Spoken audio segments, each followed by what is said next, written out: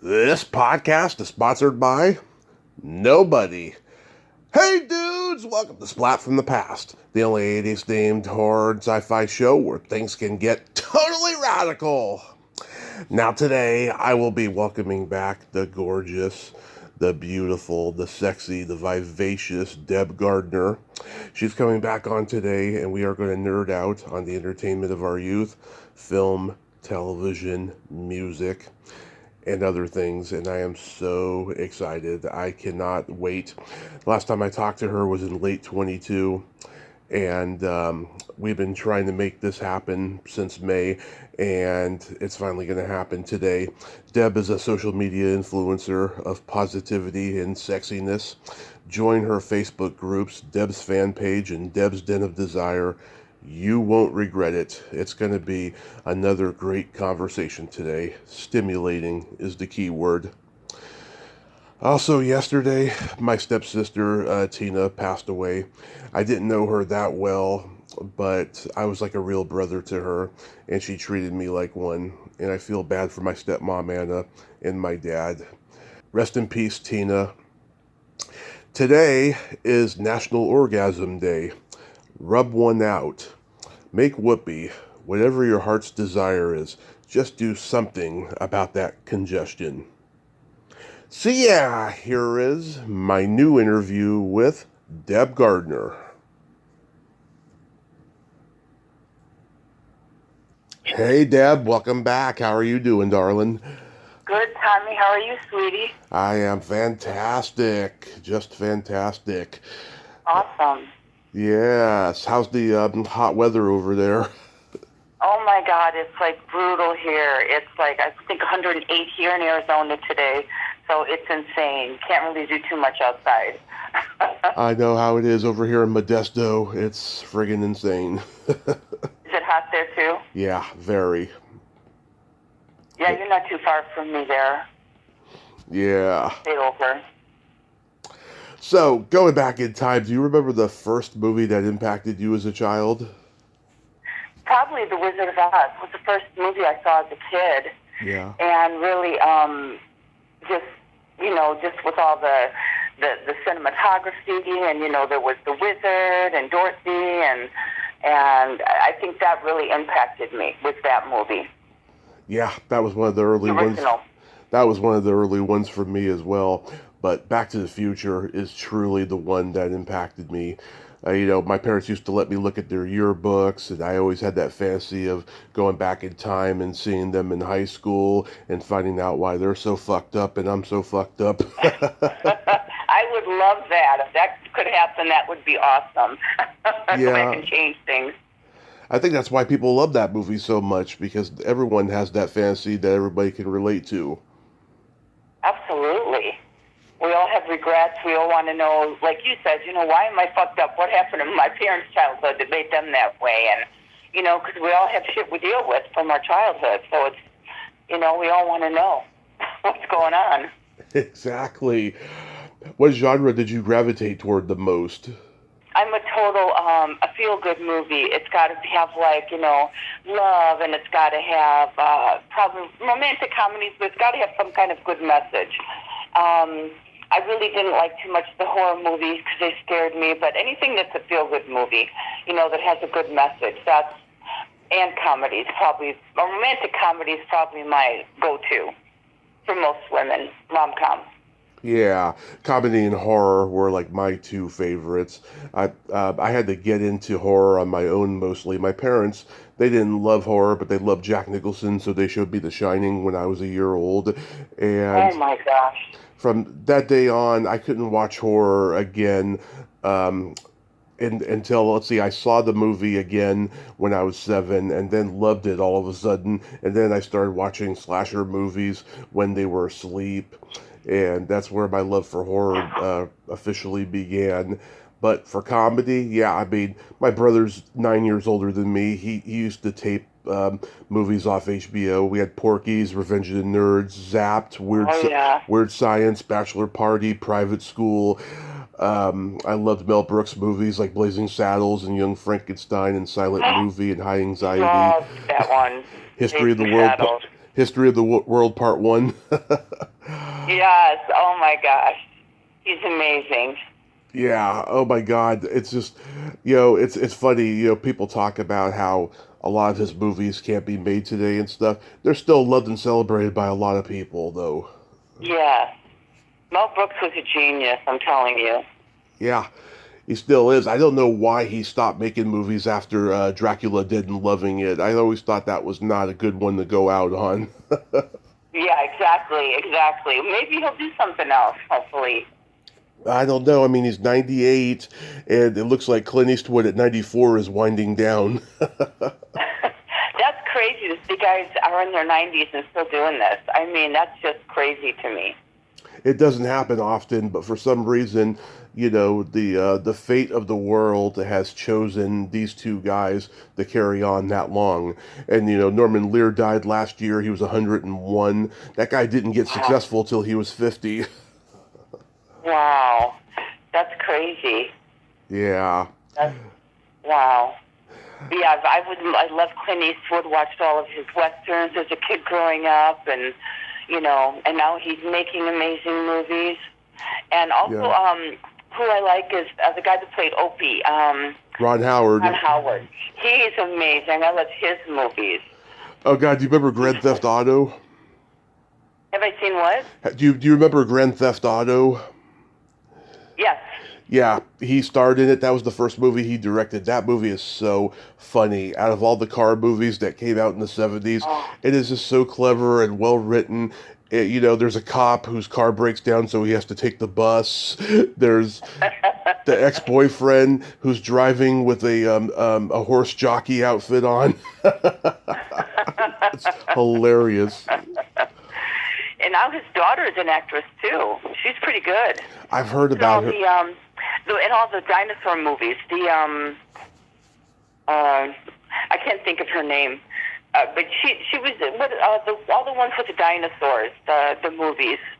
You're not talking about Jurassic Park, are you? Yes, the Jurassic Park movies. Yeah. Do you remember that one? It was a dinosaur movie that came out in the late 60s with James Franciscus. It was like a Western with dinosaurs. It was called The Valley of Guangai or something. Oh, I never saw that one.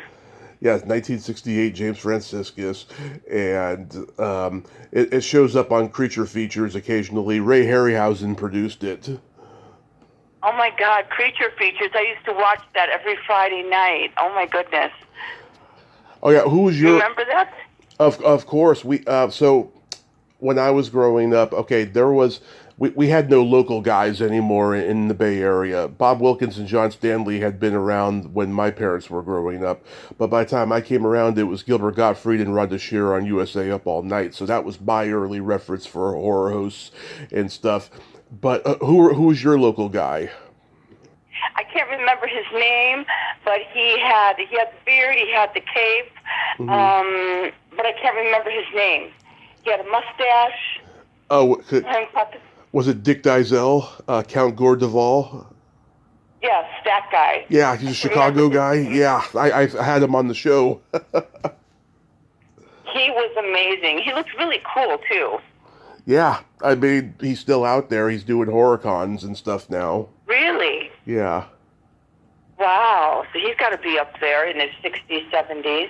Yeah, he's like in his late 70s, something like that. Wow. Yeah, so like I got into exploitation films and low budget horror films by the time I was 8, 9, 10 years old, and I'd watch USA Up All Night and see, a lot of inappropriate stuff that was chopped up on USA Up All Night, but then I would rent the movie and then I would see naked tits and everything. I mean, your parents were probably sleeping and didn't know you were doing this either. No. But by the time I was like 12, they became more lenient about that sort of thing because they knew I was going through puberty, and so they were a little bit more open than most parents. But in the early years, it's kind of embarrassing, so you don't want to, make them privy to this, But then once they came out of the shell, so to speak, then you could talk about it with them and stuff. Absolutely. How were they with you watching all the horror? Were they okay with that at your age? A young kid watching all that? Surprisingly, they didn't know I liked horror until I started the podcast. Really? Yeah, because, like I said, they weren't into horror, so it's not like we sat around watching it and stuff. They kind of have vague memories of me wanting to go to a horror convention when I was a kid, and they didn't want to go, but that was about it. Hmm. Wow. So what's your favorite horror movie of all time? Well, my favorite slasher movie of all time is the original Friday the 13th. That was the first one that I saw that impacted me. I mean, I saw Nightmare on Elm Street 3, The Dream Warriors before that, but that really fucked me up. I mean, just that kid who gets turned into a puppet, that was really scary to me. Yeah. Oh. Yeah. What about It? What did you think about It with the clown? The original It, I mean, it's very tame, but like I saw the 1 and 2 remakes in the theater. I like the first one a little bit better than the second, so they were scary. I thought they were well done. Yeah, they definitely were. But as a little kid, that's supposed to be something that makes you, laugh. And then it was so cool how they turned it into something that would be scary. So a lot of kids are scared of clowns now, too. Oh, I was scared of clowns from the moment I saw Pee-wee's Big Adventure. I was scared of clowns. Like, I didn't see... It is kind of scary. It is. Oh, they executed it very well to make it scary, I have to say. Yes, they did. I didn't really see it until later in life because based on that, I mean, Killer Clowns never scared me because it was just so over the top and silly. And there's this movie Clown House, which I can't watch anymore because the director molested one of the kids in it. I can't watch that. No. Those two movies did not scare me. Clown House and Killer Clowns didn't scare me, but if you can make clowns look seemingly harmless yet so scary, I'm not on board. But if you could just make it over the top and silly, then I'm on board. Then you like it. Yeah.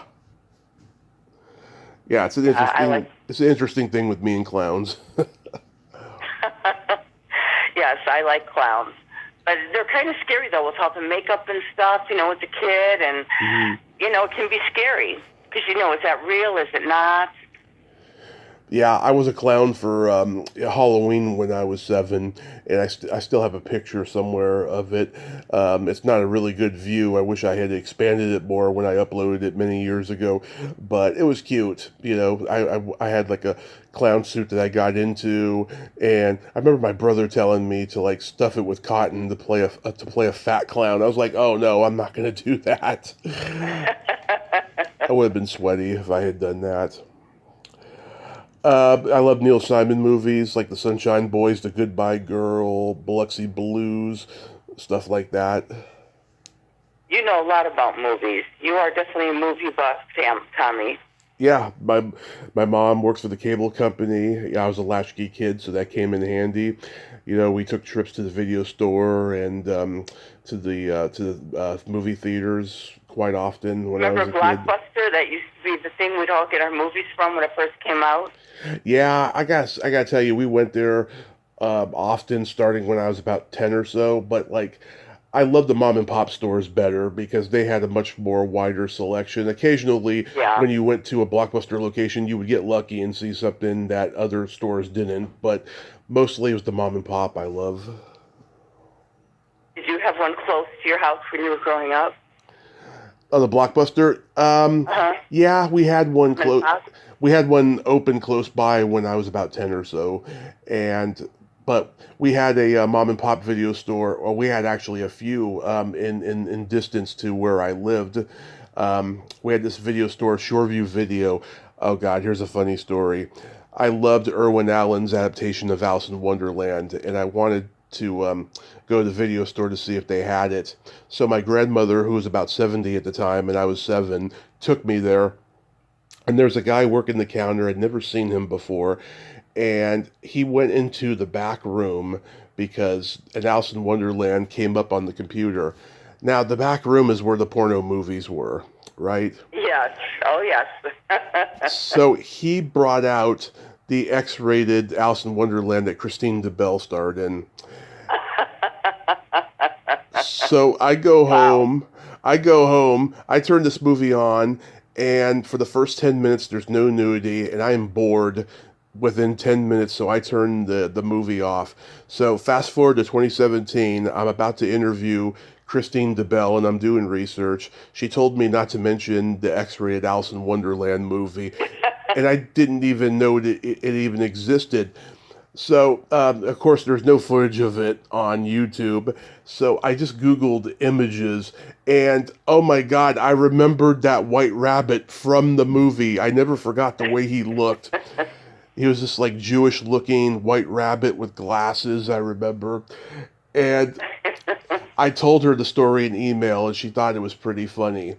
But I'm disgusted over the fact that a guy sold a porno movie to a 70 and 7-year-old. I mean, that is gross. I know. I mean, who would do that? And you had no idea what you were, even what that was. That to me, that doesn't even seem like it should be legal to do that. No. Well, this was 1990, so if this was now, oh no, there would be somebody getting fired over that. Absolutely, absolutely. But I remember that you had to go in the back room to get the R-rated, X-rated stuff. The X-rated stuff is it was like a secret little room with the secret little door. The one that we had was almost like a Western saloon door. I remember those, and everybody just has their phone and computer, so it's changed. The way people watch movies, rent. It's I think people watch it a lot more than they did before, because like you said, if you didn't see the movie, you had to wait. Now things are available to us 24/7, Yeah. I know, it used to be so much more special back then. You'd get it, you'd get an episodic TV show one Friday, and then you have to wait till the next Friday to see what's going to happen next. It was just like in the 30s and 40s with the matinee serials.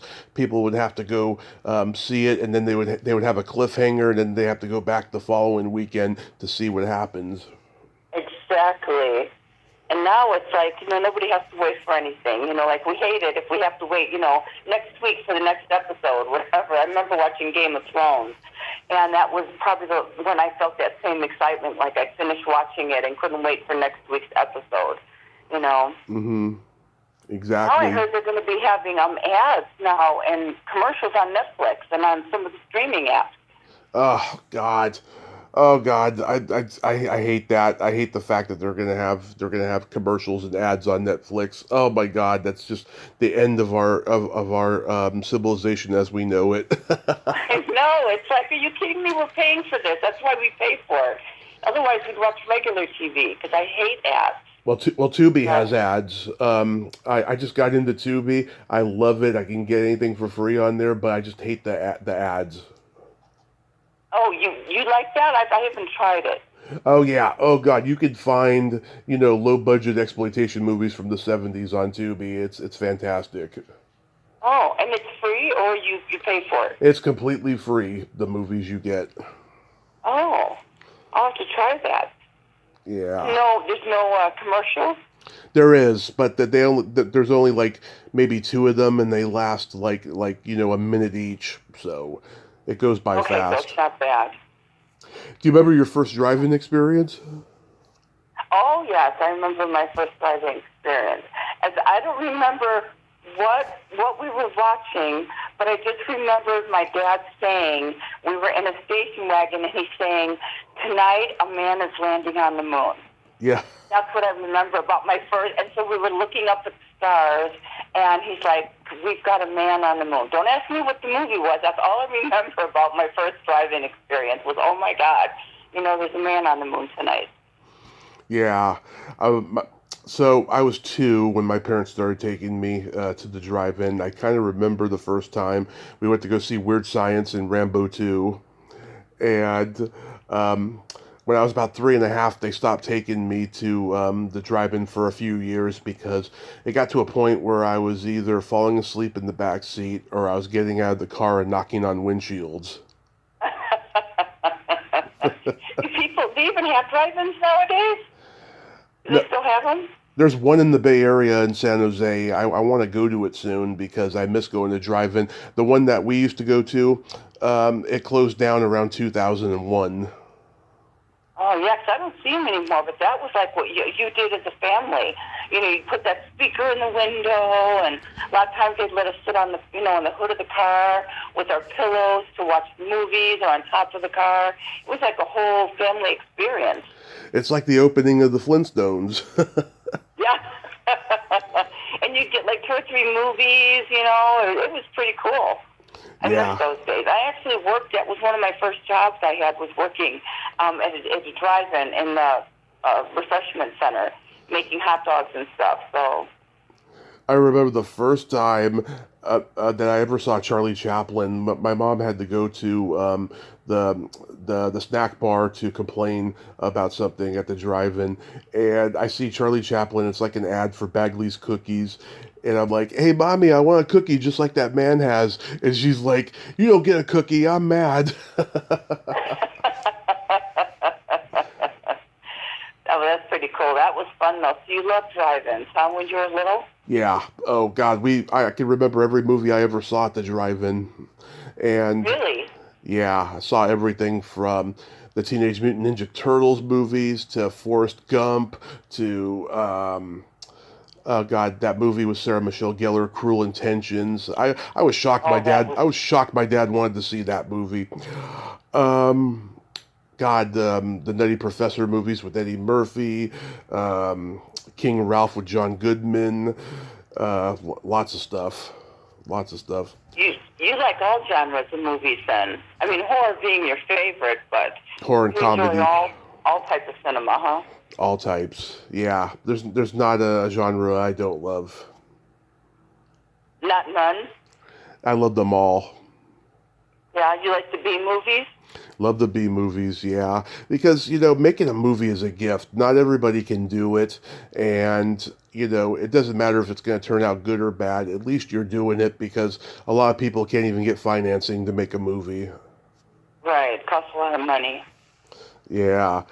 Oh, and my dad, back in the 70s, he would go to the drive-in, and he would have to see a movie 3 times, because the first 2 times he was getting laid, with his date in the back seat. And then when he saw, Really? yeah, and then when he saw the movie the 3rd time, he was like, "This is a masterpiece. It's going to be a classic someday." He saw, Well, we know what he'd like to do at the drive-in then. well, he never did in front of me. By the time I came around, that ship sailed. But in the 70s, yeah, because he'd go see That's what Rocky. he'd like to do. Wow. He'd go see Rocky and Animal House and stuff like that. And he fell in love with those movies at that time. Do you remember Groove Tube? Yes. Yep, he saw that one too. And Wow. yeah, quite a number of movies. So getting into, Were you, oh, go were ahead. your parents movie buffs? Did they like movies? Is that what got you into it? Uh, Or oh yeah, they're huge movie buffs. And like, okay, we got HBO in the summer of 1984, and like, yeah, like Cannonball Run was probably the first movie I saw, and like I could quote it backwards. I watched it over and over again, and The Shining was on a lot. Mr. Mom with Michael Keaton, the Porky's movies. We saw a lot of stuff when it hit HBO. oh yeah, HBO. That was the thing back then. Now you have Showtime, Cinemax, you have them all, but HBO used to be it back in the day. Yeah, my mom started working for the cable company in early '90, and we didn't have Showtime and Cinemax until then. I remember, Paramount Pictures had a first run deal with Showtime, and so like I was always having to rent movies from Paramount. I was like, how come we can't watch these on HBO? And she's like, because they're on Showtime. It's called a first run contract. It should just be one that you can get all the movies from. You have to Yeah. have like 5 or 6 different apps to see all the movies you want. It's crazy. It's expensive. It is. It is. And we never had the movie channel, because that was the only channel that wasn't for free amongst the employees of the cable company. So, Really? yeah. And the funny thing is, I used to watch Joe Bob Briggs on TNT Monster Vision. I never saw him when he was on the movie channel until YouTube. Oh wow. I didn't even know he existed before TNT Monster Vision. So getting into television, like, I grew up watching all the sitcoms that my parents watched, like The Addams Family and The Munsters and Gilligan's Island and F Troop and Hogan's Oh Heroes. yeah. I Dream of Jeannie. Oh my God, did you know that when they did the first episode of I Dream of Jeannie, she showed her belly button and then they told her not to do that again? What? Are you kidding me? Yeah, because they thought it was an enticement of the tits and the pussy. Oh my God! Look at how far we've come. I remember that Dick Van Dyke Show. They Hmm. weren't allowed to see him and Mary Tyler Moore in the same bed. That's Hmm. why they had twin beds. Remember? Yep. That was scandalous to show a husband and a wife in bed together. Yeah, I think they all had the twin beds thing. I never understood that. It's like, how were the children born, you know? Exactly. Immaculate conception, I guess, because they didn't sleep in the same bed. But just how much it's changed. But yeah, I loved all those shows. Dick Van Dyke. Did you watch Dick Van Dyke Show? Dick Van Dyke Show. I had the little boy Larry Matthews on earlier this year, and Really? he was great. Yeah, he was great. It's funny. He's been married to the same woman since the late '80s. Yet he wears women's makeup and stuff. He has to be bi at least, you know. Oh yeah. He's a great guy though. He actually played Little League with Ron Howard when they were kids. He did? Yeah, Oh, wow. Yeah, yeah. they were both child actors, so, you know. Oh yeah, all those groups of child actors, they all knew each other back then. It's pretty crazy because LA was such a small town, you know, small industry. Not like it is now. Everybody wants to go there, and it's... Yeah, how close are you to L.A.? Maybe like, 8 hours or so. Okay, so you're not in all that craziness with the traffic and where you're at. Oh, we don't. No, I mean, just like anywhere, there's traffic jams occasionally. But like in LA, oh no, it is fucking insane. Oh, my God, I don't know how people live there, seriously.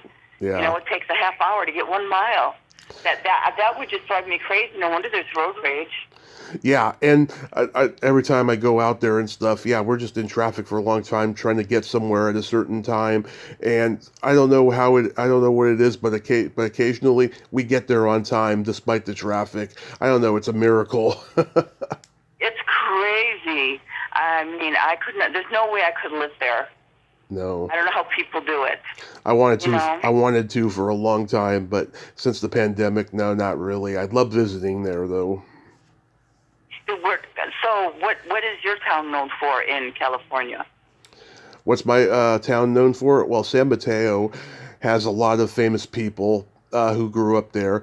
My mom grew up with Dennis Haysbert, who was the president on 24, and he was the Cuban voodoo man in Major League. Yeah, they grew up together. Okay. And then there's guys like Barry Bostwick and Merv Griffin and Chris Oh, Christopherson. really? He's from your town? Yeah, Alicia Silverstone. She Wow. left San Mateo High, maybe three and a half, maybe 4 years before I got there, and I would hear about her from teachers and stuff. Wow. So you have some famous people from your town. Yep. Tom Brady is from my hometown. Really? Yeah, not a lot of favorable feedback about that guy. Really? Yeah, How come? They don't like him? he's just, he comes from money and he's entitled. He likes to skip out on the bar tab or the restaurant tab, that kind of a That's guy. not good. No. Did you? Not good. I loved Batman growing up. Oh, the Adam West? The Adam West. I interviewed Burt Ward. Oh my God, it was so funny. he okay, so like his publicist arranged it for us to talk on a Wednesday. I called him on Wednesday. He starts screaming, not at me, but just out loud to his publicist, because apparently his publicist has done this to him before. He can't do interviews on Wednesday, and he told me why, and it brought a tear to my eye. I'm not going to repeat what it was, but it was very poignant. It's very personal and poignant. So he says, he's like, I got time tomorrow at 12. And I was like, okay. But I'm laughing. I'm trying so hard not to laugh because even though he's 75, he still sounds like he did when he was 20. So I'm expecting him to say, I'm not going to be a pawn in your game, Joker. So we did it the next day and it was fine. Wow. Yeah, he was the original Robin, right? Yep, the original Robin. Wow, I remember that like it was yesterday. Just those, and how it's changed. You know, I Yeah. liked the original when we were kids growing up, how it was. You know, when they'd have the, pow, bam, as they were having the fights. Kind of make it part cartoon, part real life, you know? Yeah. They did a Wonder Woman pilot that did not sell, and I don't know why it didn't sell. I think because things were so chauvinistic at 20th Century Fox in those days. They didn't think a female superhero would make a good show. The actress, What? yeah, the actress ended up leaving the industry after filming that pilot, and now she's doing autograph shows to be like the first Wonder Woman before Linda Carter and Kathy Lee Crosby. Kathy Lee Crosby did a 2-hour pilot, but she couldn't commit to the series, so then Linda Carter got to do the actual series. Oh, that's how she got it. I didn't know that. Yeah, yeah, it's crazy. Yeah, the producers did that Wonder Woman pilot. The producers of the Batman series, William Dozer. I watched the Yeah. Monkees. I loved the Monkees growing up. I had a crush on Oh, Davy. I love the monkeys. Did you have a crush on Davy too? Oh, of course, Davy Jones. I had his poster in my bedroom. Mm-hmm. Of course, Donny Osmond too. We liked all those, Yeah. Tiger Beat magazine, all those heartthrobs. Oh yes. And then with the Brady Bunch, there was always somebody coming up, from either the TV show or somebody that was in music that we would just get crushes on. Oh yeah. Yes, I remember him. I've talked to the editor of Tiger Beat magazine, Ann Moses, and she's talked about David Cassidy, about how tortured he was being known as a partridge. You know, he did that cover of Rolling Stone magazine where he was naked. That ended the series.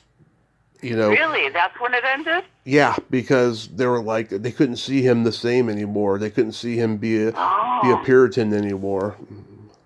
Wow. Oh yeah, we grew up on the Partridge Family and the Monkees and Brady, Addams Family, all those shows. The Brady Bunch. Yeah. Yes. Oh my gosh, I love the Brady Bunch. Love them. I've seen every episode 100 times. Because it's probably Brady Bunch. Of the Brady Bunch, it's probably the most syndicated series next to I Love Lucy and Seinfeld in history. Really? It probably is. Yeah, we watched it religiously. Loved it. Yeah. Did you watch Dark Shadows? Yes. Oh, I love Dark Shadows. Mm-hmm. I loved that one. It used to come on at like 3 o'clock, so it would come on right after I got out of school, and I would rush home to watch it. Oh, what was the name of the actor that played the Dracula? I can't remember his name. Let me look it up. Dark Shadows. Let me look it up here. It could have been John Carlin or something. Yeah, he was really amazing. Yeah, that was like the first, like vampire movie that was on like during the day, that I could actually watch. Oh, Jonathan Frid. That's who it was. Jonathan Frid played the Dracula character. He was really hot. I had a crush on him, too. I've interviewed Catherine Lee Scott, who was on that show, and Sharon Smythe, I think she was the first little girl on that show and stuff. Yeah, I got into. I didn't know about the show until Tim Burton did the movie remake, and then I learned about the series, and then there was a reboot series in the early '90s that I didn't remember either, and I found out that a lot of horror movie actors grew up on that show, and that was their early reference for horror. The Dark Shadows one? Was Dark Shadows, yeah. Really? Yeah. Wow, I didn't know that. Yeah, a lot of the ones from the 80s, they grew up loving it. Barbara Crampton from the Reanimator movies is a big fan of it, and a lot of them are. Do you remember, there was all the music shows that had bands like American Bandstand and Hullabaloo and Shindig and Midnight Special? Oh, yes. Yeah. American Bandstand we'd watch religiously. Don Kirshner. Remember Don Kirshner's rock concerts? Yeah. Yeah, you'd see comedians. It was like right at the beginning of the comedy boom of the 70s. Yeah. Look how much, TV has changed over the years from when we were kids to now. So different. Well, they started out, well, comedians were always the opening act for the musicians, and then they became their own kind of rock stars, you know. Mhm. Very true. Yeah, like you say, you had, I'm surprised the Beatles never had like any kind of a show because they were popular. Yeah, well, there was that cartoon where it wasn't even them doing the voices. There was the Yellow Submarine cartoon, which I love. That's fantastic. I mean, the Jackson Five, they had a cartoon, but it wasn't them doing the voices. Right. Because you had like the Monkees where they were playing themselves, but they never had like really any other bands like that do that, which I thought that would have been a good idea. Because you got to know the people in the bands, because they were funny too in their, on the TV. You got to know more than just on stage.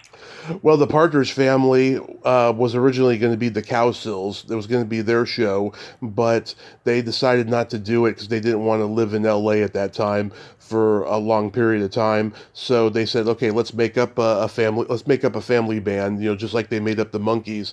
It was the same studio, Columbia Scream Gems. They thought that would be a good idea, and that's what they did. They made up a family band. Really? That's how that came? I didn't know that. Yep, and I've talked to two of the Cowsills, and they've given me a little bit of the story.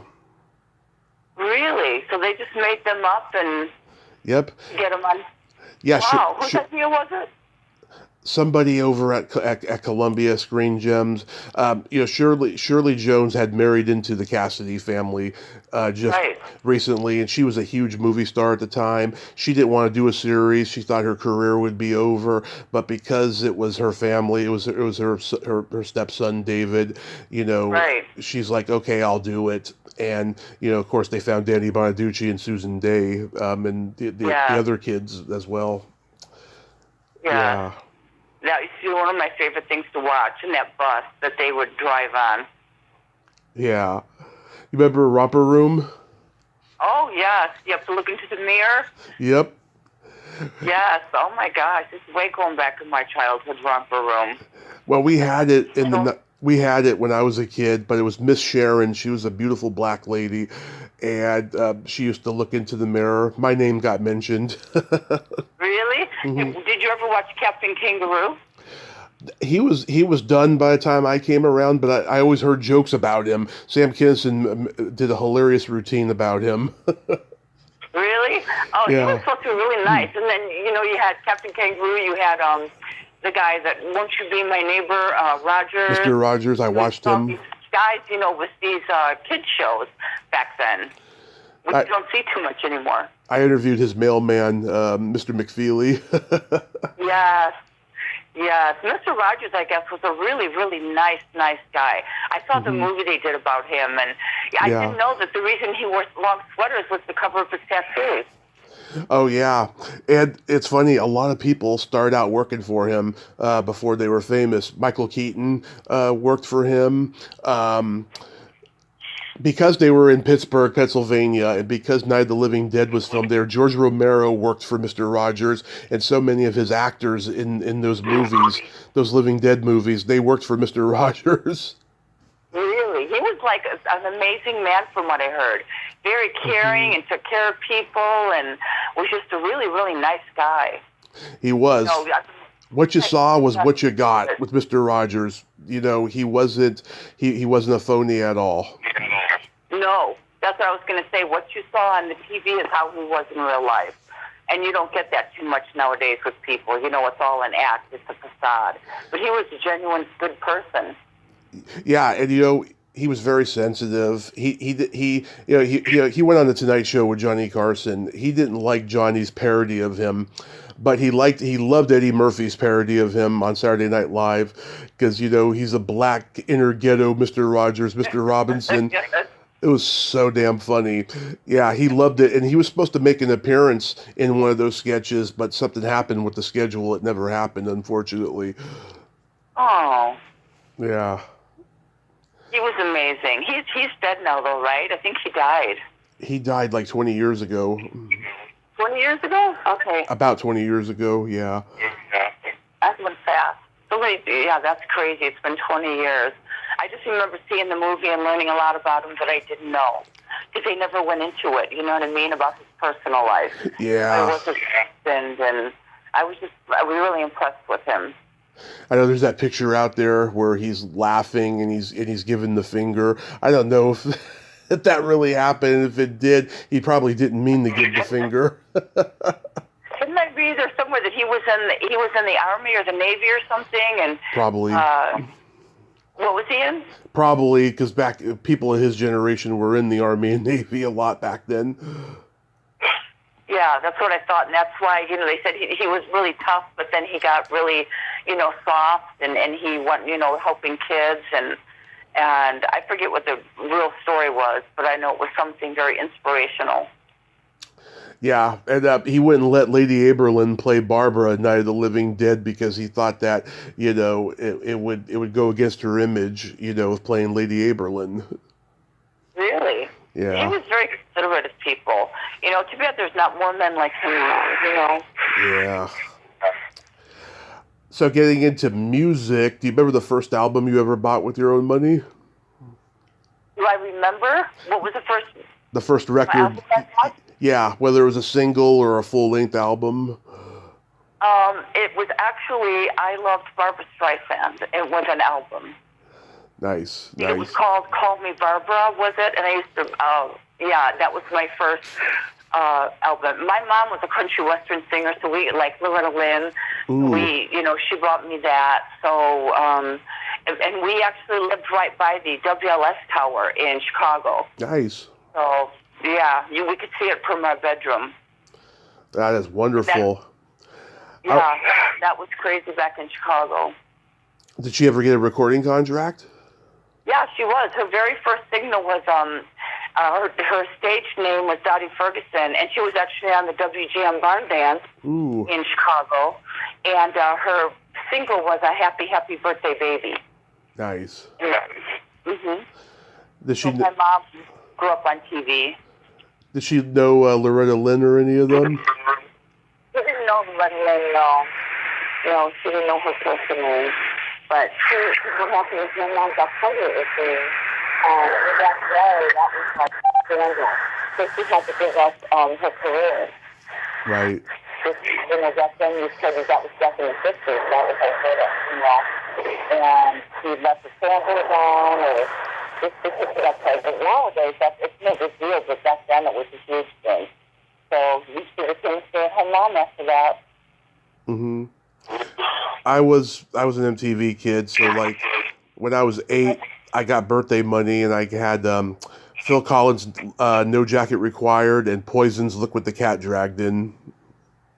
Oh wow! So you liked rock and roll?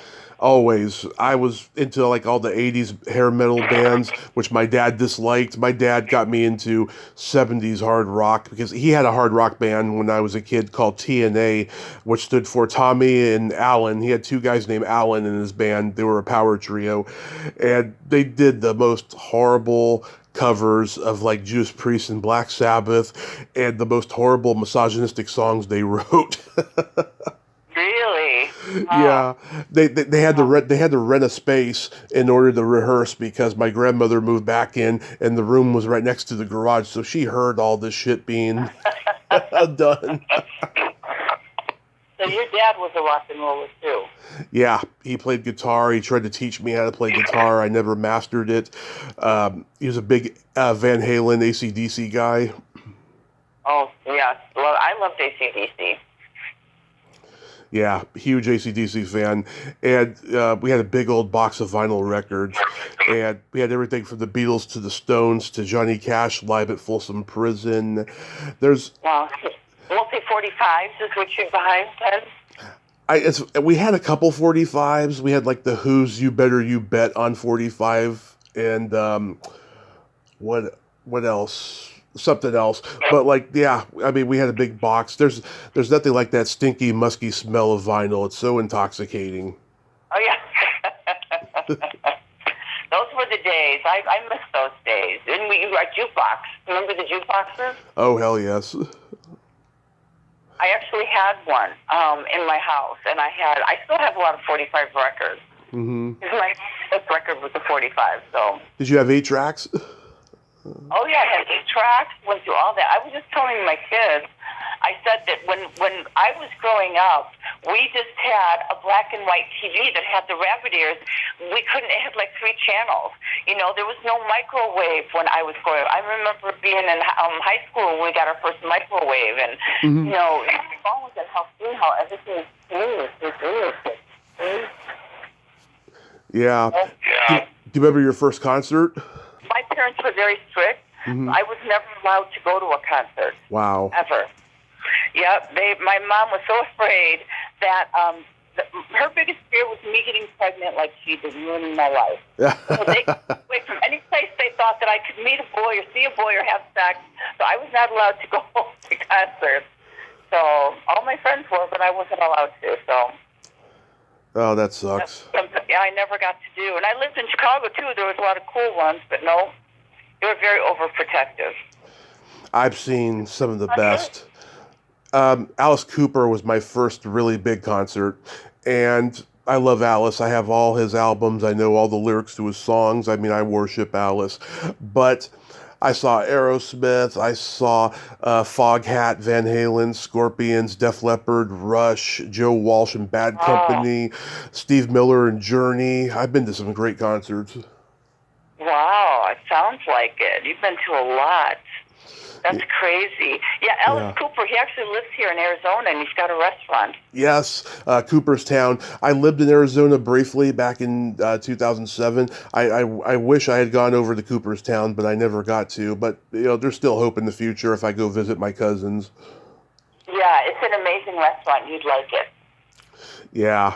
I'm a huge Alice Cooper fan. He's doing like horror cons now, but he hasn't been to any in California. If he's ever at one, I want to go because God, it would be the biggest thrill of my life. Yeah, he's an amazing man. He really is. Yeah. He's a good man. Yeah, he got a bad rap, but he's a Christian now, and he's like doing a lot of good things. Yes. Do you remember your first makeout song?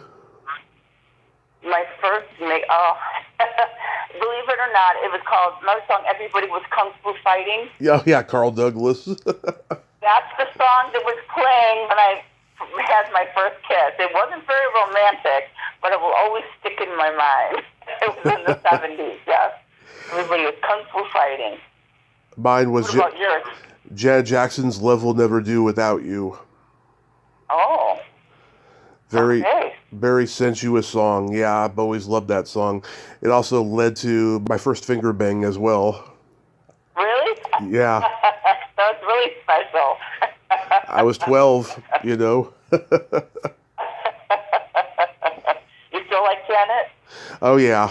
And, you know, we haven't seen too much of her since her wardrobe malfunction at the Super Bowl, but like... Yeah, projection. I hope she, comes out of hiding soon because I think she's very talented. She is very talented. I love her. But yeah, Justin's still out there, but not her so much. No. I think with everything, too, that her brother went through, I think she's kind of keeping a low profile. Yeah, I'm pretty sure that's the reason why. So you have a 2024 calendar of yourself naked out right now, right? No, I don't. Not a calendar, no. Because I remember you saying something about it, like at the end of last year. I didn't, because of everything that happened with my husband, I didn't end up having time to do it, because this last year, it's just been so crazy with everything happening with me that a lot of the projects that I wanted to do, I didn't get to do. So maybe this year, I did a magazine with my friend, Unidice Magazine, but it wasn't a calendar. It was some of the ladies of my group were in there. Got it. He wants me and my friend to do one, but it's just finding the time because, now I'm in Arizona trying to get my house fixed, but I still have to go back to Mexico. So I'm like going between 2 countries, trying to get shit done. I just want my life to get back normal. You know what I mean? Yeah, I know how it is. Me and my mom, we just moved into our first house that we've ever owned, and we got a lot of other shit to deal with, which I won't go into. But you just gotta take it day by day, get up every day, and just, hope for the best, that everything will turn around. That's what I'm doing every day. But like now, I'm living in a hotel. I hate it because, they have all my stuff in my house in storage. So I'm living just, in this little hotel. It's not even a whole kitchen, so you really can't cook here. Mm-hmm. And I hate that. I just want to get back to my house, because I have a special diet, your routine, everything. Yeah. And, of course, my husband doesn't understand, so he's calling me. You're coming back in a couple days, right? I'm like, no, honey, I remember I told you I was going to be here. They haven't even started on my house yet, Tommy. Haven't even started fixing it. Oh, that's no good. That's no good. It's been a nightmare just trying to get anybody to do anything. My sister-in-law was telling me that my nephew, it took 6 months for him to get his place fixed. I'm like, I don't have 6 months. Mm-hmm. I need to get this shit done. I need to, I got a life to get back to. So I apologize that I had to keep canceling because things kept coming up, Yeah. My life is just crazy now. I totally get it. I've been there, I've been there since I was 18, when my grandmother passed. I had to take care of her for 9 months until she passed, because my mom was working during the day. And then by the time my mom got home, then I had free time to do whatever I wanted. But I've been there. It's no fun, and it happens as you get older. Yeah. And what it's like, and then they get sick, and then I had to run over there that day because they thought he had a stroke. And, it's just, you leave these days dreading, the phone call that something's going to happen, you know what I mean? Mm-hmm. It's not a fun way to live, but it's life, stuff happens. Yeah. you gotta go with the flow, you gotta do what you gotta do, so that's what I try to do, like you said, just every day, so let me do the best I can today, do what I need to do, and that's all you can do. That's all you could do. And last time we talked, you were considering starting a podcast. Are you still going to go through with that after all this is settled? I was thinking of that. I really do want to do that. I have all these things I want to do, Tommy, you know what I mean, that were in the works. And then this happened with my husband.